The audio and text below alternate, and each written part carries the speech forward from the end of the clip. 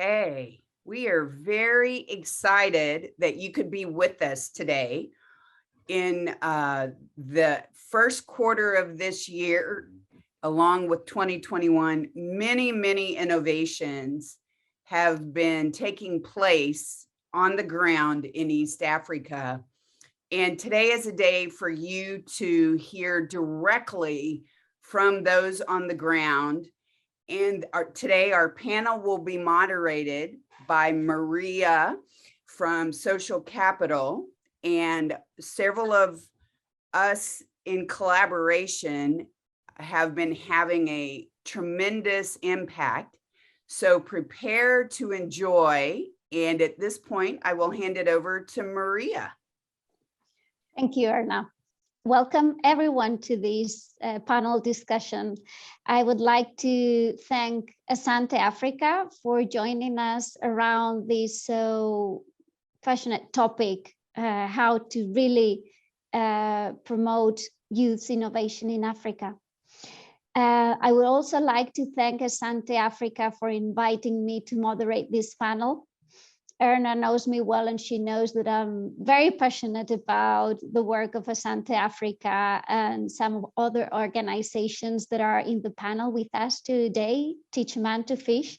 We've been working together many years, trying to promote the talent, the skills, the capabilities of youth in challenging contexts, and seeing the power of these actions to really drive change.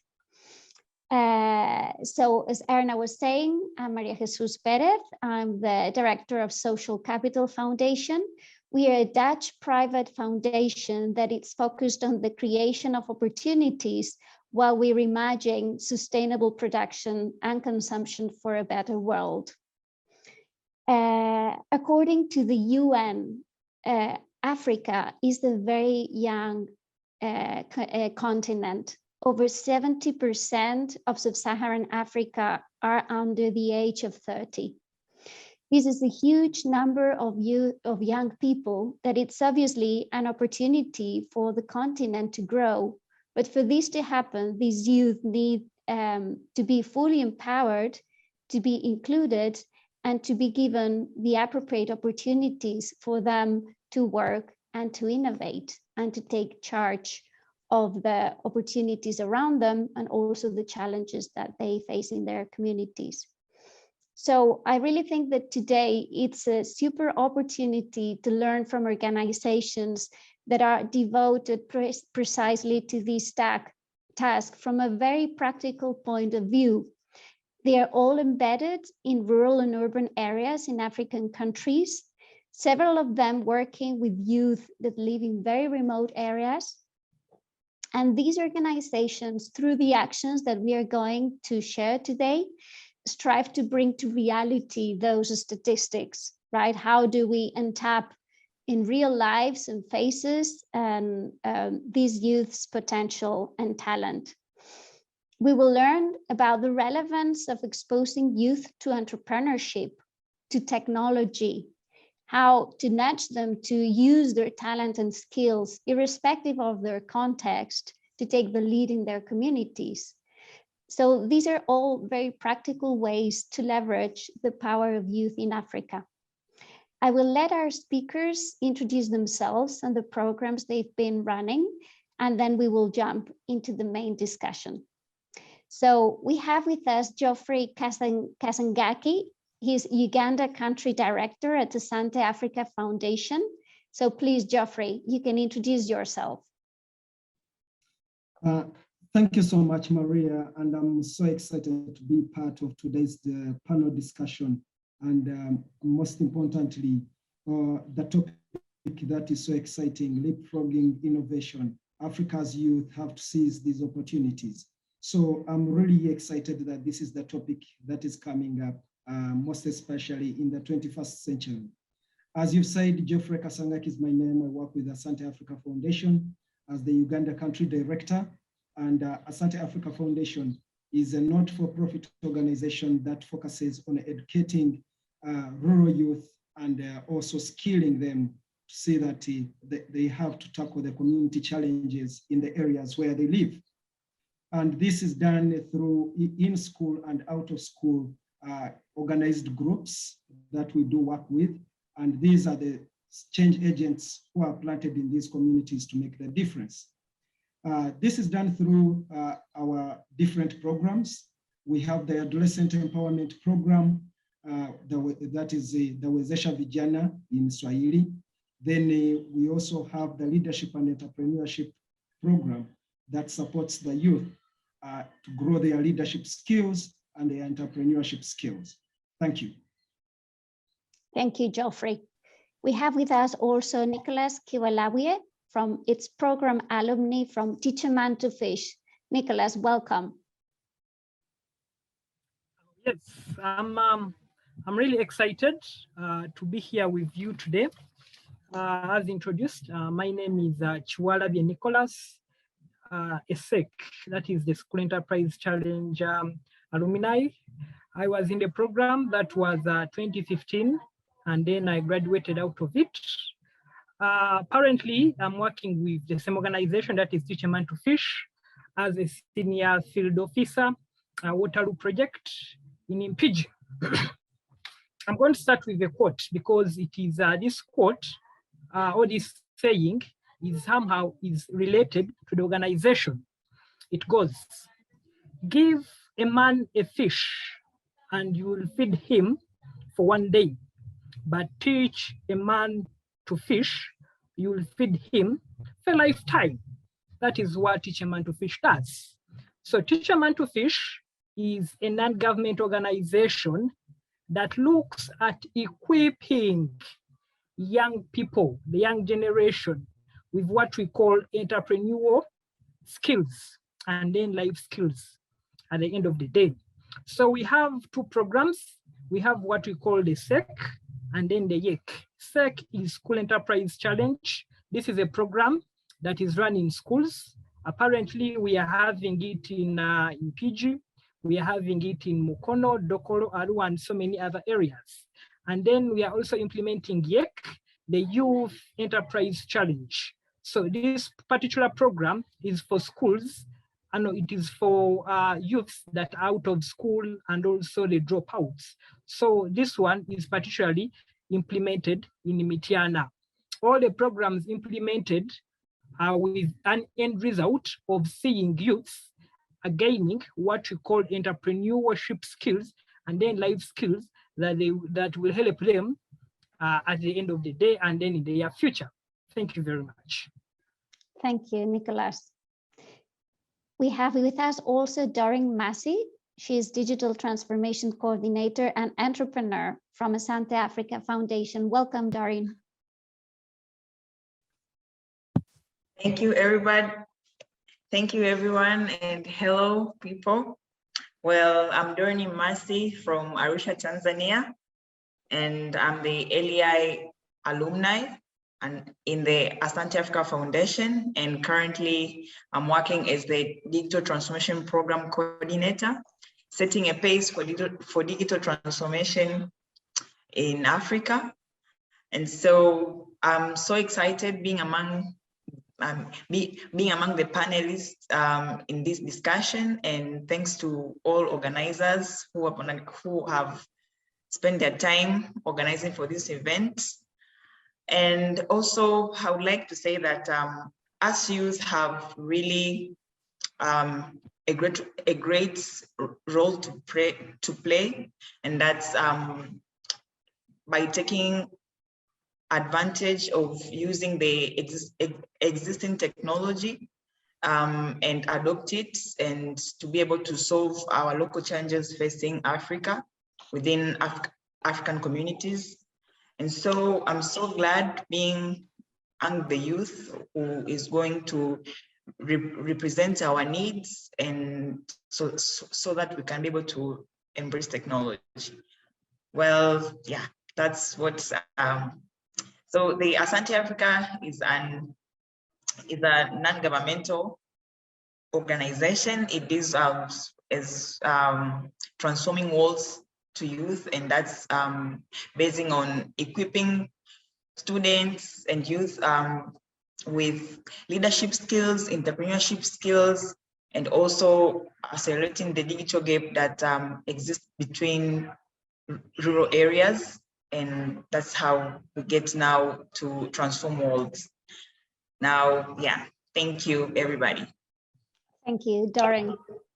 We also have with us Grace McCarthy. She is International Program Manager, the Princess Trust International. Grace, welcome. Hi, thank you, Maria. It's great to be with you all today. As Maria mentioned, I'm one of the international program managers at Princess Trust International, and I cover our work across Kenya, Uganda, and Tanzania, so largely across East Africa. And for those who don't know, Princess Trust International is the international arm of the Princess Trust charity, which is a UK-based charity and the leading youth charity in the UK. PTI, as we like to call ourselves, the Princess Trust International, was founded by His Royal Highness, the Prince of Wales, in 2015 as a response to the global interest in the work of the Trust. As His Royal Highness was traveling around the world, he often met with different people from different governments who said, we'd love to know and learn more about the work you do. And that is why PTI was set up. Currently, we work with partners in 13 countries around the world, and we work to deliver education, employment, and enterprise-based programs that empower young people to live, learn, and earn, and thrive in that space. As well as kind of supporting partners to deliver our core programs, and I will come on to tell you about one of those programs shortly. We work with local stakeholders to design new programs that really meet the audience. We currently have, building obviously the success of PT UK, so Princess Trust UK, we have over 40 years experience of working with young people. And we combine our youth programming expertise with local contextual knowledge of our partners to really create bespoke, tailored programs that kind of target the space themselves. As I mentioned, I am kind of oversee our work in East Africa, but I am part of a wider sub-Saharan African team, and we deliver programs in Ghana, Rwanda, and Nigeria. And this is just one of kind of 4 or 5 different regions that we have, and we do work across the globe in other places such as Asia, the Caribbean, Middle East, and Europe. So we are truly kind of an international organization. But I think something that's really key to kind of touch on is that we work with local partners. We develop programs, interventions that support young people to build their own futures. And we do that through local partnerships, of which one we have with the Asante Africa Foundation, and which is why we're here today. I will come on to it shortly once I finish my introduction to tell you kind of a bit about the program we do. But as kind of the others have mentioned, a large element of what we do is based on business and entrepreneurship. And it's about giving the young people the skills and knowledge they need to go on and build themselves a career and a future. And I'm looking forward to sharing more with you. Wonderful, Grace. Very interesting. One of the things that I like about this panel is that I know that there is so much collaboration between the entities that are present here. One of the things that we really pursue also in Social Capital Foundation is that organizations that are working in similar topics really, work hand in hand, sharing expertise, sharing talent, sharing methodologies. And I really like that's part of the case of this panel. We will go now to Uganda with Geoffrey to help him explain a little bit of the learnings that you've had. Uganda had one of the longest educational lockdowns in the world. That was a terrible and tough situation for millions of youth. Asante Africa always striving to find ways to make the best out of youth, reorganized the programs to be able to adapt to this reality. So Geoffrey, can you please explain to us what are the community learning groups that you created and why were they so relevant for youth during the school's lockdown in Uganda? Thank you so much, Maria, for that very beautiful question. Asante Africa operates in 3 East African countries, that is Uganda, Kenya, and Tanzania. And in all these 3 countries, Uganda had the longest lockdown on its education due to the COVID pandemic. And this required to have a creative mind and come up with innovations of how do we keep the adolescents and youth safe in the communities during this lockdown? How do they continue learning amidst the pandemic? So we worked together with the authorities, those are the stakeholders, government, community leaders, religious institutions, to establish community learning centers, which composed of between 15 to 20 participants, and all these were supported by teacher mentors. So these ones came in to make sure that the participants in our programs were safe in the communities where they lived. They continued on the path of education and also continued acquiring skills. So that's how the community learning groups came into existence. Thank you. Great, Geoffrey. So it's been, I think, over a year that you've been working with these community learning groups, which was, as you say, effectively bringing your programs out of the schools and into the families and even engaging the families. What are the lessons that you've learned out of these practice, and how would you relate the impact that you've managed to achieve? I can just tell you and everyone who is on this panel that I'll just go for a quote which says, "I trust God and everyone else must bring evidence." So impact is more of evidence that what have the community learning groups contributed during the lockdown. They brought all stakeholders on board, and all have shown amidst a pandemic, we all need to survive and also make sure that the adolescents are safe and the youth in the communities where they do reside.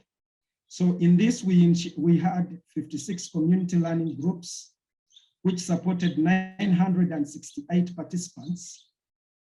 And of these 968 participants, 99% of these have been able to return to school when schools finally reopened at the start of this year. This is a huge, huge impact when the country has been reporting a lot of teenage pregnancies, child marriages, child labor cases being reported across the country. Then we also see that 20 religious institutions provided learning space around the church, because even churches were closed. So as they were closed, they also needed to see that the children remain safe. They provided learning space. 5 households accommodated the participants to continue learning in their home compounds, and 550 parents were engaged during the lockdown. And these ones were sensitized on keeping girls safe, and also the focus on making sure that their children do focus on education. And as a result, many parents were able to send their children into the community learning groups, which kept growing as the COVID regulations were being eased by the government. We ended up receiving almost up to 100 participants in each group. So this shows that people and communities do love education, and education can take place anywhere. 660 girls received reusable hygiene kits and information. Then the boys were sensitized on menstruation, and they were so excited to be allies to the girls in the communities. 112 participants and 14 teacher mentors acquired skills on liquid and the bar soap making. These are skills which could generate income. And then the reusable sanitary pads, this has been adopted by the different schools to keep girls in school, and also the attendance rate to grow in the schools. 6 groups have initiated school-based businesses, and 6 saving groups have been registered. One of the schools, which is the Council in a Seed Secondary School, of the 47 students they had, in 2020 and 2021, in senior 3, only 15 returned, and these 15 will be sitting for their final year examinations. But one exciting fact about the 15 who returned is that these ones have been participating in the community learning groups. So if they never had any students participate in the community learning groups, possibly they could not be having any students sitting for their final exams. Then the other school is Nyarukoma Secondary School, which has registered a growth rate in terms of enrollment. Before the COVID lockdown, they had 350 participants. And according to the head teacher, they were anticipating this number to go down, and they ended up under budgeting to the Ministry of Education, but only the number to grow to 393. And this is attributed to the community learning groups. So there has been a lot of impact that has been. Also, we cannot forget the introduction and excitement about digital literacy and accessibility to devices at the community learning groups, where many of the participants were introduced to digital devices for their first time. And one of them coming up recently stating that the first time he saw a tablet was when Asante Africa came into the community learning group. And the second time he's been able to see a laptop when Asante Africa is in a partnership with Prince Trust International, is educating them on how they can get into the enterprise challenge and acquire more skills on entrepreneurship. Thank you. That's a brilliant experience, Geoffrey. I'm very much impressed by the rate of return to school. 99% of the kids that participated in the community learning groups. That's amazing compared to the average in Uganda. I remember in the lockdown how the main fear of your organizations were what's going to happen with these youth. Are they going to be able to go back to school? So I think that's a very interesting impact metric, honestly. Also, I think I understand that it's a matter of the combination of engaging the families, engaging other institutions in the communities, bringing technology to these community learning groups that have made this experience so successful. So what is next for Asante Africa after this experience, Geoffrey? Yes, thank you so much, Maria. I love that brilliant question of what is next for Asante Africa. Just like any other learning organization, Asante Africa has been learning and redefining education pathways in East Africa. So it is a moment for us to reimagine the future of education. That is one learning we get from this experience. Education can take place beyond the four corners of the classroom. And the COVID period has taught us this, in that people have been able to learn within the environment and not just about the environment. So most community engagements are going to be done. We need to build strong relationships with the communities and also the stakeholders for ownership and impact of all these results, and also to continue with the practice at community level to make sure that there is no one who is left behind on the pathway of education. 7 community learning groups serving 420 participants have been sustained, and this has been a demand from the stakeholders, in that we've partnered with Teacher Man to Fish to continue at the community level. And this partnership has also taken us to 8 new secondary schools. We also need to cascade digital literacy skills and device accessibility to enhance creativity and innovation, so that these youth are able to tackle their own community challenges and also offer solutions. Community learning groups are scalable geographically. This can create diverse educational pathways so that we have no one who is going to be left behind on the path of education. Those are a few of the many documented next steps. Great. Thank you, Geoffrey. I know the challenge is huge, but the energy, the commitment, and hopefully the resources and the support will be there for you to continue this work. I'm going to give the word now to Nicholas. Nicholas, it would be very interesting for us to learn a bit more about the Youth Enterprise Challenge that you were mentioning, that you also are an alumni of this program, and how you're also giving access to technology to youth. Okay, sorry about that. So thank you very much. I'm going to start with the quote. Albert Einstein said that we cannot solve the problems with the same, we cannot solve the problems we have with the same mind or thinking we used to create them. What was he meaning? He was inviting in what we call technology.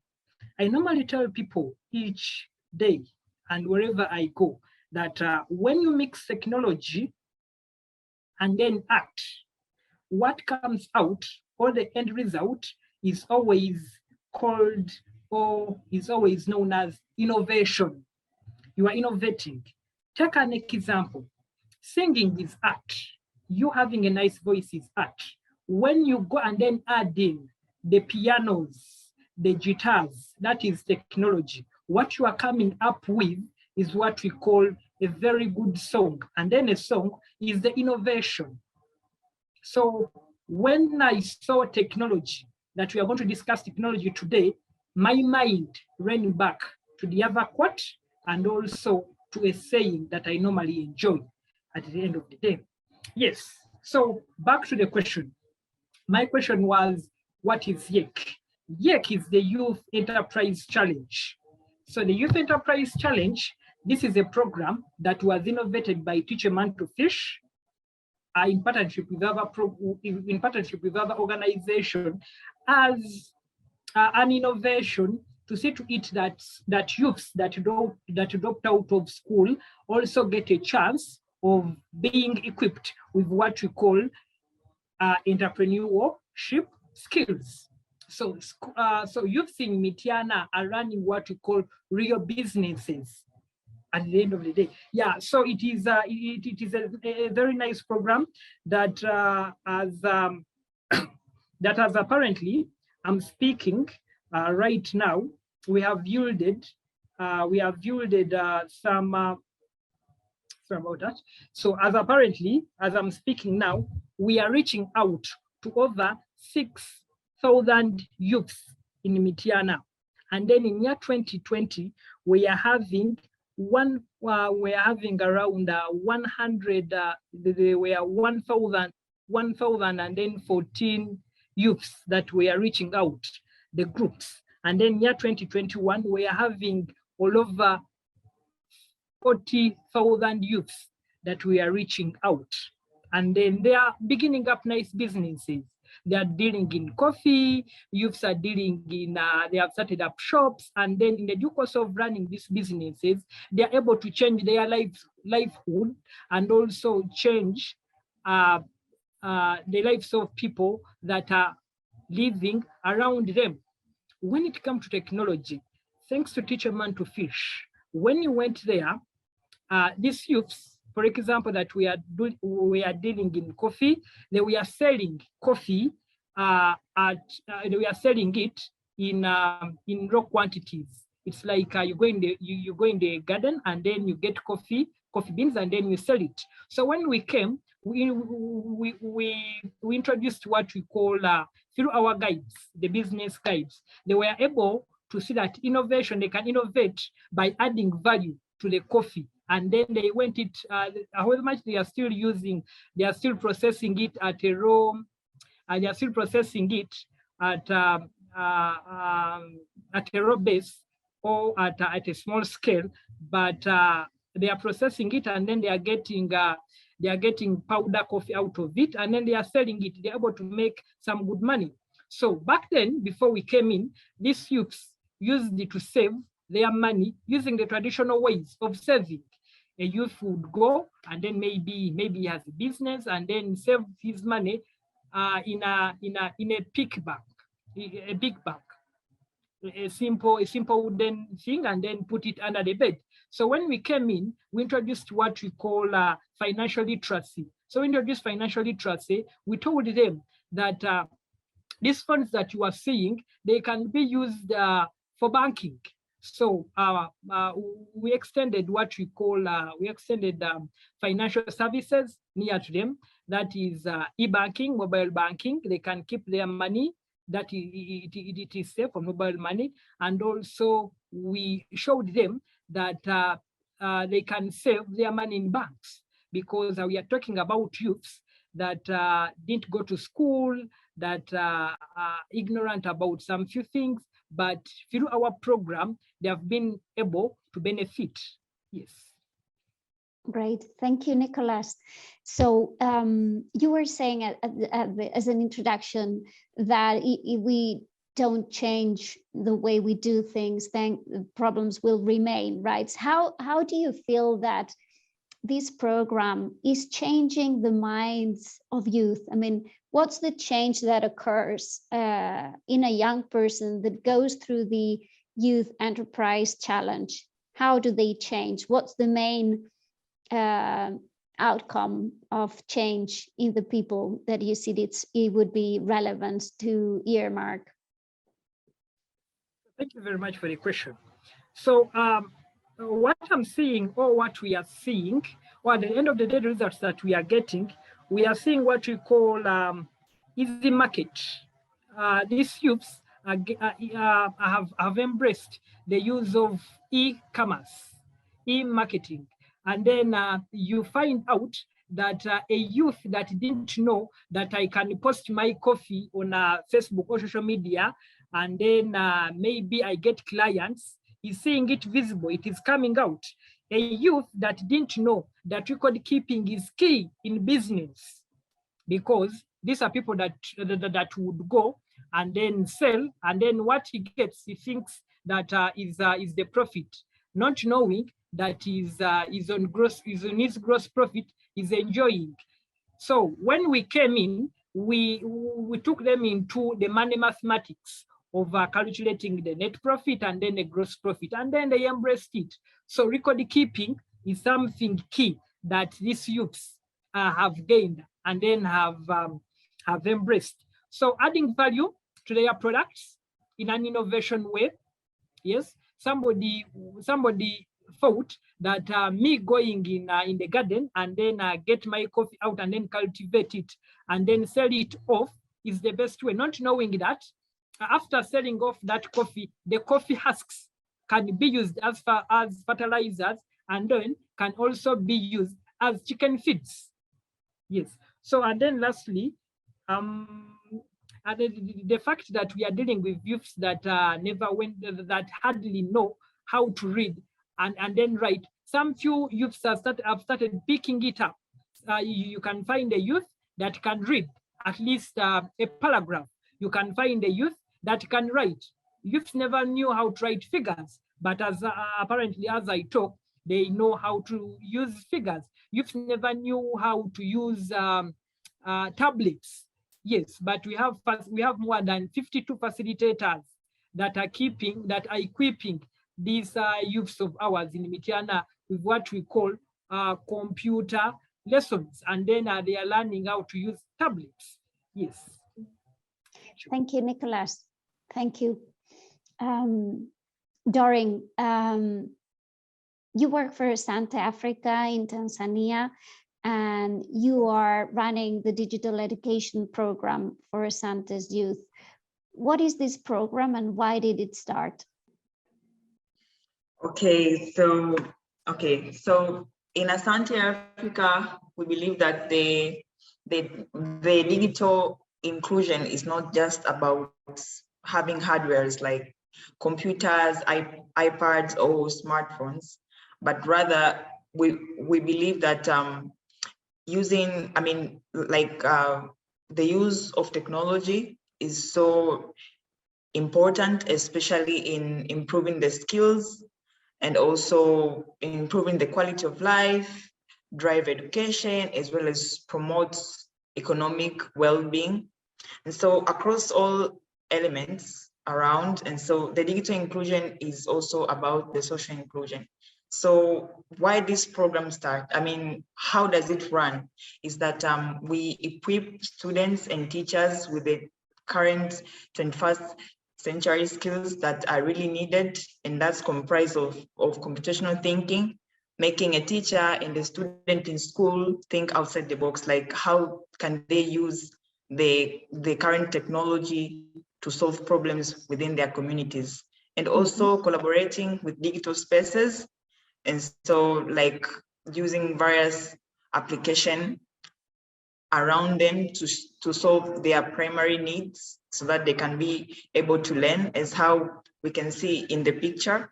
And also academic support, like we also believe that we are going to leverage technology and is how students now in future will now begin to use the digital smart kits in small groups such as tablet to be able to learn, I mean, to access their learnings, and also provide access and application to digital tools that will support youth, because in our country, yes, I mean, our students, they go to schools and they're being taught by their teachers, but you find that at some point they've been rushed within their curriculums, and so they need time also to review their lessons so that they can be able to excel. And so it becomes more viable if they have a smart kit and that will expose them to learn through, I mean, learning slowly while also acquiring the digital skills within it. And also our program also includes the digital tech livelihood. When I say like that, we believe that, as we said, our main theme here is leapfrogging for innovation. We believe that if we expose a youth towards using the smart kits, he or she will be able to use it for learning, but also in the future, this youth will be able to come up with skills that can enable him or her to create employment or do entrepreneurship skills. Or yeah, that's it. Yeah, so that's what we do in our program. Great, Doreen, because I think that you're a brilliant example, you yourself. I mean, how transformative these types of programs can be, because you were once taking part of this program as a student. So can you please share your story with us? What did this program teach you and where did it lead you? You know, what was the change that you experienced? Okay, so my personal story. Okay, so thank you once again, Maria. Okay, so I would like to explain the team story, but first I'll begin with my personal story. And so like in 2020, the pandemic was so high and it was all over worldwide. And so most of us, we were in lockdown by then. And so from my side, it was really hard for me to stay at home, because it is the situation which I was not really used to. But at the same time, looking at my parents, they had financial constraints by then, and so it's made me think of something that I can do and generate income. And so I thank God that I passed through the LAI curriculum and graduated from it. But at the same time, it made me now start think, I mean, like learn, do, teach, and that's made me like now start practicing it. And so I came up with an idea of selling honey, but that was after I saw people within my community, they are so much concerned with their health. But in the meantime too, and so we started selling honey. But at the same time, I came to realize that people did not really want you to go physically, visit them within their homes, and then provide them with knowledge on how they can use honey and its benefits, but rather they needed access to information, knowledge, and skills. And so I decided, it made me come up with something, seek for help on how I can use Instagram and WhatsApp to do more advertisements, and also post some learnings that people from my network can be able to understand what I really do. And so that was among the game changer, like the use of technology made me grow and made me reach a lot of people by then. And so afterwards too, I was so glad that after I was done with my university, I also met Asante Africa again. And so I came to realize, like, yes, we have problems within our community. And so I came to realize that it can be solved with an educational program as well, or a skill development program. And so when I met Asante Africa, it was really awesome. And so we were presented with a challenge that face rural communities, especially youth. They don't have access to quality education. And so by then we were brought 15 youth from East African countries, that is Kenya, Uganda, and Tanzania. We were presented with specific problems that youth lack access to quality education. And so we are also presented with a tech mentor who really helped us recognize the problem and be able to come up with ideas that can solve our community problems. And also we were being presented with skills. When I say skills, I mean the specific digital skills that's required for us to be able to solve problems. And so we learned the programming skills and also the project management skills within a short time, but it was really powerful. And so being exposed also towards the use of tools, it was really also powerful too. Collaborating with digital spaces, and also, such as GitHub, ClickUp, so that we could be able now to solve the problem that face our community. And so, so by then I had just basic skills, but I just thank the Asante Africa when we were capacitated with those skills. It's made me realize, like, they cannot only solve the education sector, but also these skills can apply towards solving the health sector, the community sector, provided that you have the specific requirements that really can help you tackle the challenge within our communities. Yeah. That's amazing, Darren. I feel very proud of having you in this panel explaining your story. And I think you're a great example of how, just giving an opportunity, you have the courage and the talent and the capacity to make that opportunity a very relevant step forward for yourself and for your communities, and the way that you are now working within Asante to promote these digital skills towards other youth says a lot of you. So I feel very proud to have you in this panel, Darren. I think it's a great example. Thank you. Just a very final question, very quick, because we need to jump into our last panelist. But you said something at the start with it. I think that it's very relevant, that sometimes we as donors think that giving access to technology is simply providing hardware or computers or iPads. But from your experience, you were saying that there are other things that are, really equipping with these digital skills that are essential for these programs to success. So what would you say that are like the highlights of what makes a digital program or a tech access program successful?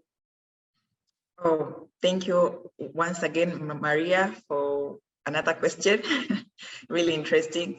And so what can really work for us, for our African communities with technology is that we need to really be able to solve our primary needs. When I say our primary needs, I mean that those things that really we Africa need, so that we can be able now to go hand in hand with technology. And that's include like we youth also, I mean, we get so much excited with technologies around. Yes, they're just all over there, but we at the same time we use them so much for entertainment. So this in order to solve this problem, youth need to be presented with an area of focus.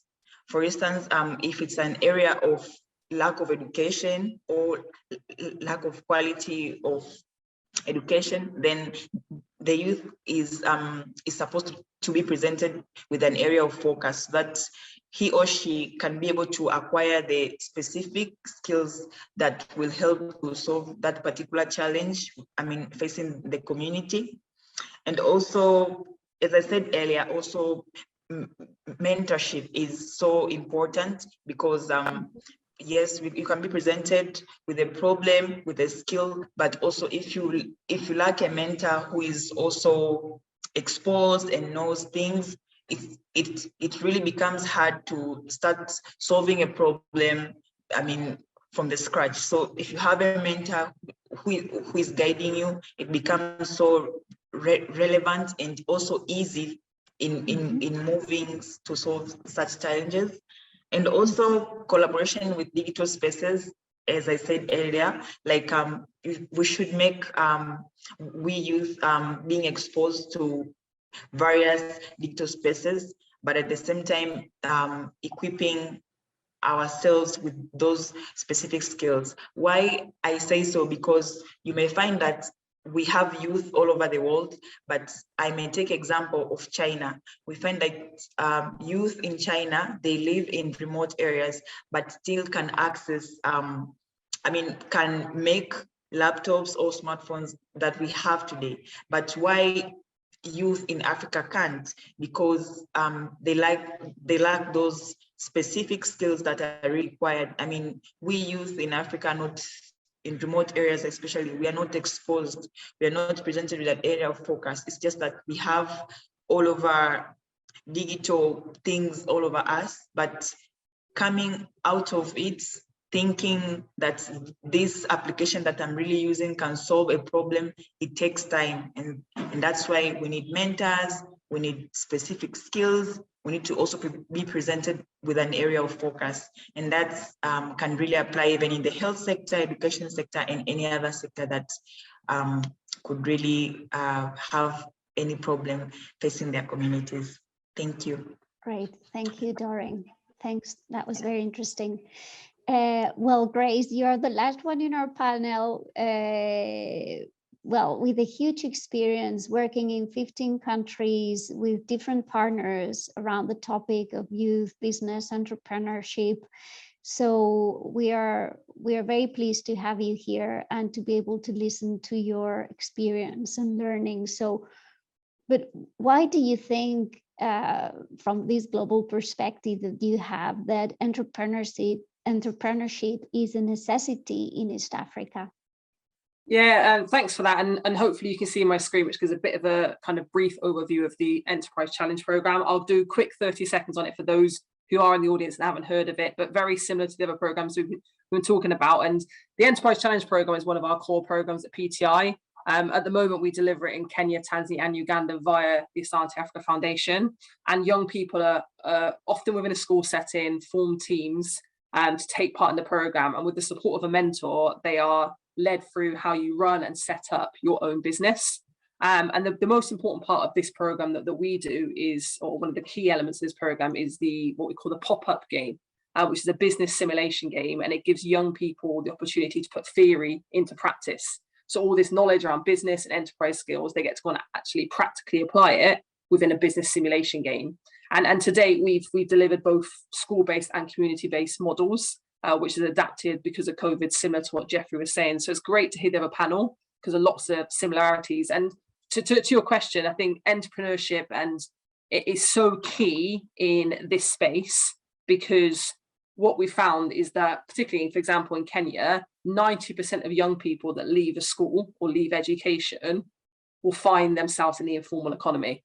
There's only enough jobs to maybe absorb 10% of those people. So entrepreneurship is so important because sometimes it is the only means those young people are going to go on to create a livelihood or develop an income or provide support for their family. So for us, the Enterprise Challenge Program is a perfect way that we can address that. We're not saying to young people, you have to set up a business. We're saying, if you want to, these are the skills, these are the elements you need to consider. This is how you go about it. And for me, that's really important, because if not, these young people are ultimately going to then potentially leave school and not be able to find an employment. And so for me, it's about giving young people the skill set, the knowledge, the experience to know what it feels like to run a business. And the program we deliver addresses that. Thank you, Grace. So you've also been trying to incorporate technology into your program, so teaching entrepreneurship, but at the same time giving access to technology. What are the challenges that you found in delivering the digital-based programs in East Africa? Yeah, so for us, I think, like I touched on, for those who haven't seen the game, this is just a screenshot of kind of the game that we use. And for us, a core element of the Enterprise Challenge Program is this pop-up simulation game. You can see kind of 4 screenshots on the screen, which young people have to go through and make these decisions. A great tool and a really interactive and practical tool for us. And one element of the program, what it does do is it helps young people learn. For example, you can see on there, feedback. How do you respond and deal with customer feedback? How do you make business decisions? And young people are having to kind of deliberate as a team and decide, actually, what should we do based on the information we have available to us? But sometimes the biggest challenge around delivering digital-based programs, and particularly the fact that we deliver via Asante Africa to some of the most rural communities, is challenges around lack of devices. It's challenges around lack of power, lack of connectivity, all of the things that young people need to get online sometimes are the biggest challenges. And we found that has been one of the biggest challenges in delivering this program, but through kind of working with Asante Africa through the provision of devices or trying to kind of provide an offline version of the game has allowed us to still be able to give young people this experience. And for me, it is an experience, but it's a learning opportunity for young people, not only to address digital literacy. Can they use a laptop? Can they operate this piece of technology, which for some of them coming on the program had never touched this, had never been on a laptop. And it was that learning of, well, what does a mouse do? What are the certain buttons? And then once you've got that basic level of actually digital literacy, what does this mean? Then actually, can we build on that? And our pop-up simulation game, which is a really core element of the Enterprise Challenge Program, the one that we run, does that. It allows them to actually interact with this kind of technology, but learning through the process. And what's been the impact of the use of business simulation games? So I think I touched it there, but kind of the biggest impact for us is it's been a practical application of theory. Quite often, not just with this program, but with a number of programs we deliver, you're giving young people knowledge and skills, right, which is really important and it's a core element. But actually, can you give them the space to go on and apply that? So what our business simulation game does is it gives them that space to actually put this knowledge into practice. Not only does it allow them then to develop that further, to gain a greater understanding, to learn through experience, it also allows them to check and challenge each other. Young people, as part of this program, you'll see on the next slide, form teams, often between 3 and 5 young people, and they play this game. So it's not just about them making decisions, but it's about them collaborating with their peers to make that decision. So not only are you developing kind of the technical elements around how to market a game, how to buy and sell goods, how to price your goods at the right value for your audience, you're also developing that what we would call soft skills. So how do you communicate effectively with your peers? How do you problem solve as a group? How do you make decisions based on the information you have? So obviously the kind of snapshot pictures you can see there is a lot of young people kind of taking part in the program all across kind of where we're working at the moment. But for me, the biggest thing for the business simulation game and any kind of particularly online or digital element is it accelerates that skill building, because it's not just about giving young people knowledge, but it's saying, actually, can you now go and apply it in practice? So for us, we found that what we call the pop-up game has been a really complementary part of the program. It is a core aspect, but young people take part in 6 or 7 sessions as part of the program. 3 or 4 of them are theory-based, but we then created a space to say the other half is going to be really practical applications. So you are really complementing theory and practice, which 1, accelerates skill building, but also 2, supports the application of that knowledge in the real world by giving them the opportunity to go and put that into practice. And like I said, this is obviously just a snapshot of what we've done. And I think probably great opportunity, I appreciate time is tight, but I think what's worked really well with this program is we've got the framework of the program, but working in partnership with Asante Africa in Kenya, Uganda and Tanzania has allowed us to make slight adaptations to the context, allowed us to change the model to meet the needs of the young people. And for me, that's really important. When you're looking to meet these young people and to give them the skills and knowledge they need to go on to be successful, it's about recognizing where they're at and then providing a tool or a program that addresses that gap. Thank you, Grace. I wish we had more time to go deeper into this topic. We have just a few minutes. I'm going to take some of the questions that we have from the audience. There is a question for Doreen. How do small entrepreneurs like you reach out to a wider network to increase your sales and become a potential to get some funding? For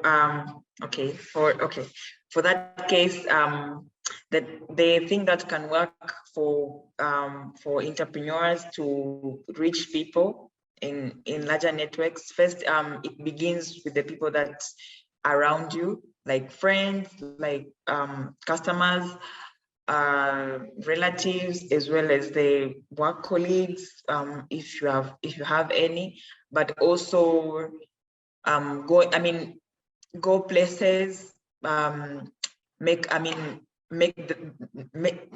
network for it to be relevant. Like you go to shops, supermarkets, where you find that people sell food items, and also you get to talk to them, and they take your product and sell it. And also at the same time, advertisement is one of the most important thing. And when you say advertisement, it's not that like you just take a picture each and every day, but provide advice of the use of that service or product, with the picture, with attractive graphics in it, so that people can really understand what you really mean. But also for the case of funding, for most cases, it's like perhaps through applying grants, through applying for funds, but also at the same time, while you're increasing customers, you might also you might find yourself like you have not just that high income to generate the activity, but at least you find yourself you have moved from one step to another in increasing the income, and yeah, that's how you get to increase the sales. So the funds begins with networking mostly. That's what I can say, because you might meet a friend and you might find the way out to solve an increased income, and then that's it. So that's what I have for the advice. Yeah. Thank you, Doreen. We have another question here that maybe any one of you can reply. What are some of the most unique low-cost startup business ideas for youth in rural areas that you're seeing? Like innovative ideas, low-cost startup business ideas that you've come across that you would like to share? I can take part in that. It's a very interesting question. Besides just low-cost ideas, it also depends on the community challenge and also the skills that one has. So I would give an example in terms of our areas of operation, whereby there is a very low income. So even if the hygiene kits would be affordable, they become a little more expensive. So by acquiring the right skills and also having saved some very little capital, you find that these it takes a group to initiate, and the group ends up having a larger impact. For instance, if we are talking specifically about girls, I had already mentioned about how we can keep the girls in school. Menstrual hygiene is one of the biggest challenges in rural schools. So girls acquiring these skills and also starting to make the sanitary wares which are reusable and also at a very low cost. And sometimes with support from the schools, you find that it is a very low cost business. The other ones could be mainly Uganda being an agricultural country. You find that they're involved in agriculture.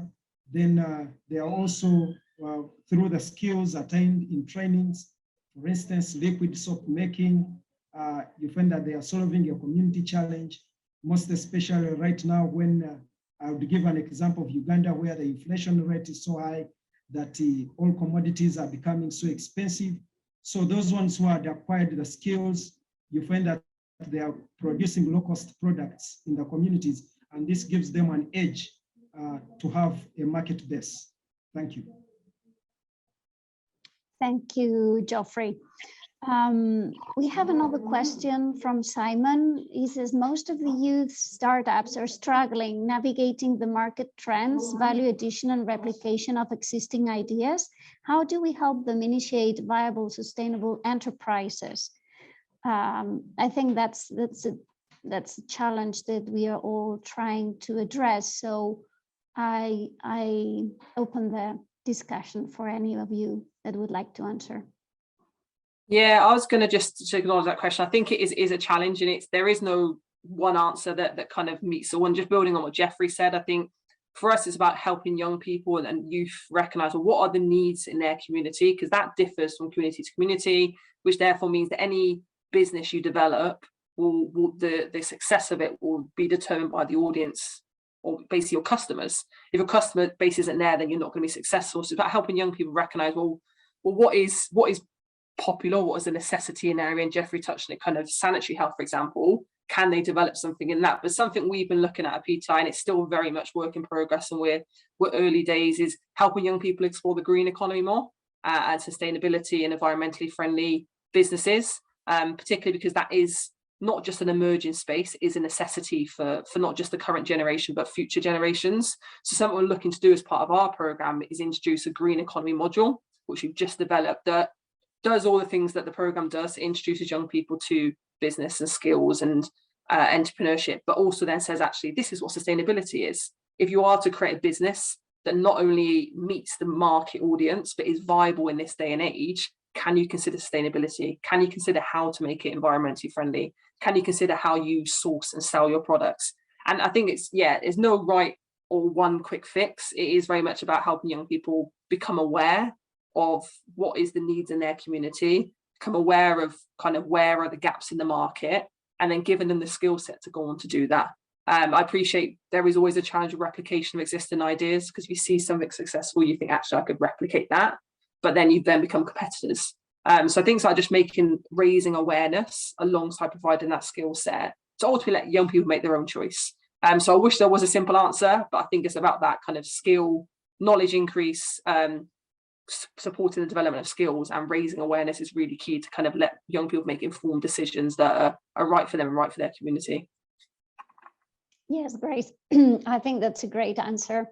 Yeah, I think that's, as you say, there's no like one size fits all answer to these complex questions. We also see the challenge of access to capital.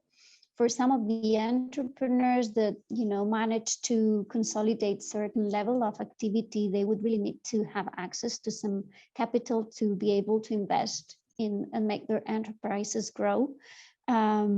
So that's another area where we are also trying to innovate in partnership with Asante and other organizations.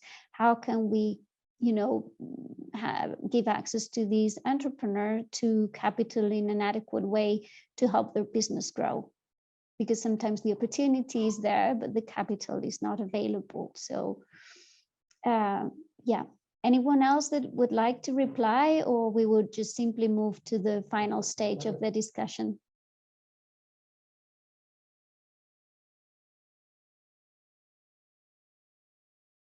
Yes, because we are running out of time. In fact, we are 6 minutes late. I would just like to close the panel with a very quick conclusion from your side, a message that you would like to share with organizations that are trying to leapfrog innovation in Africa by supporting and fostering youth. So what would be this final recommendation from your side to organizations that are trying to make a difference in this space?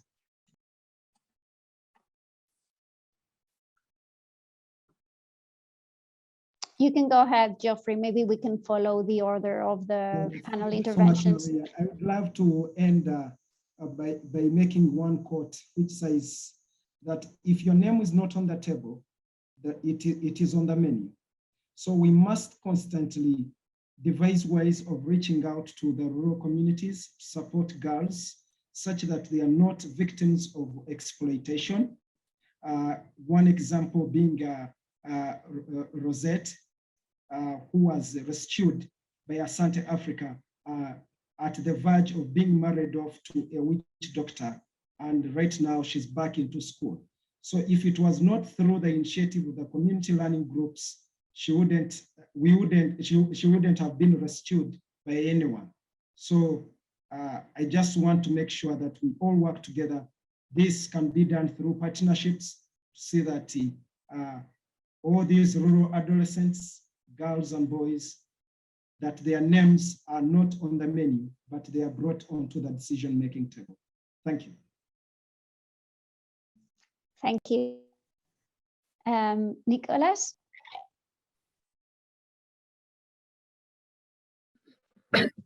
Yes. Yeah, so in conclusion, not all leapfrogging attempts, the attempts we are trying to come up with, will be successful at the end of the day. African countries, as well as the private sector, and also organizations like Teach a Man to Fish, Asante Africa, Prince, I've forgotten that one, but all organizations here must be willing to take risks and then learn from failures. One thing is certain, we must be bold and treat constraints as opportunities. Treating these constraints as investment opportunities and creating an environment conducive to technological diffusion is precisely how Africa will enhance innovation and own the 21st century. Thank you very much. That was a great answer, Nicholas. Thank you. Doreen.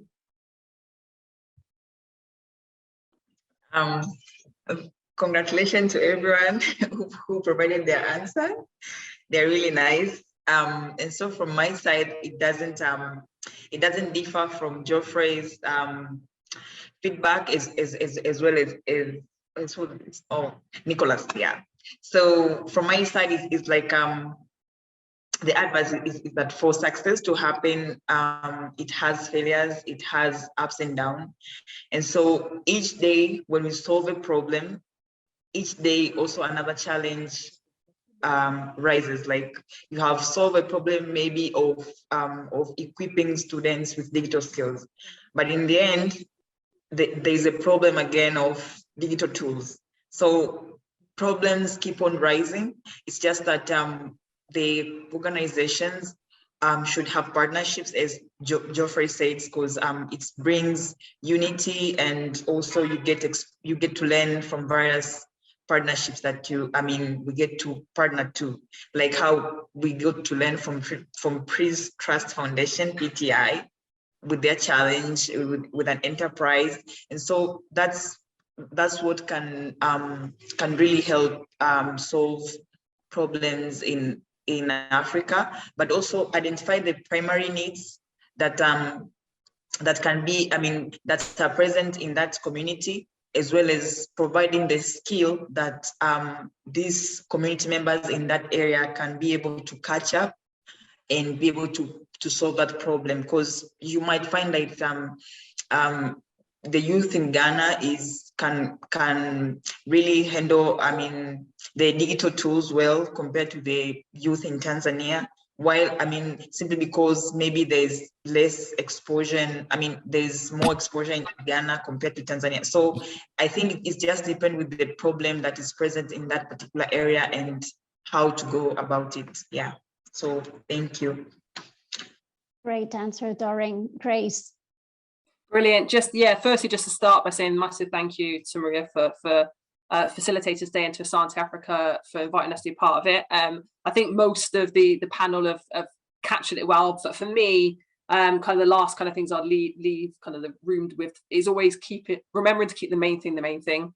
And for us, that is about giving young people, regardless of where they're from, their background, or any of that, the skills and the knowledge to go on and live a successful and purposeful life. And we know, unfortunately, their current situations don't always give them that. So for me, it's all about, well, what do young people need? What is the need in the here and now? And that might change tomorrow, but always thinking, keeping them at the center, and anything we do being shaped around them and what that need is. And secondly, and it's how we operate as an organization. And I've obviously touched on Asante, and a key part is working in partnership. All of us on the call today have all touched on different elements, but ultimately we're all here for the same reason. We're not in competition. We're here because we want to all reach the same goal. So that recognition of working in partnership, both to either maybe collaborate and deliver a program, or to learn and share knowledge, or to share challenges. I think for me, it's about ultimately what we want to get to a certain point, and the best way we can do that is as a group and collaboratively, not just us as a panel, but everyone that's joined in. So for me, it's about working in partnership, strength in numbers, but also keeping the main thing, and that's about young people. How we do that differs from country to country, from community to community, but always going, let's keep young people at the heart of it. And if we do that, any work we do, no matter how big or how small, will have a meaningful impact, and that's what it's got to be about. So thank you once again. It's been great being part of today. That was a great conclusion, Grace. I think it really summarizes the spirit of this panel and the organizations that we have today, and how relevant it is to work together under the same goal and not create small spaces of this is what I do, this is what I do, separated, but really working collaboratively. I would invite anyone in the audience that is really thinking whether to become more engaged in supporting youth in Africa, to approach the organizations that we have today. It's been a pleasure for me to moderate this panel. I really thank Asante Africa for inviting me to learn together, to listen to your experience, and to continue working in the promotion of youth. So thank you so much. I think it's time to finish. So thank you. And I think everything will be available online for anyone that wants to listen to it afterwards. Thanks so much.